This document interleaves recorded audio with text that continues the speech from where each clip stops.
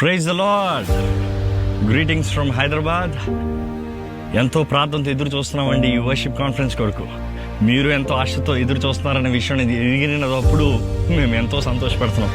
ఈ అక్టోబర్ 2, 3, 4, 5, 6 దేవుడు రాక ఆలస్యం అయితే ఇదే ఎల్బీ స్టేడియంలో కలిసి సాయంత్రం 4 గంటల నుండి 10 గంటల వరకు దేవుని మనస్ఫూర్తిగా శక్తి లోపం లేకుండా ఆరాధించబోతున్నాం.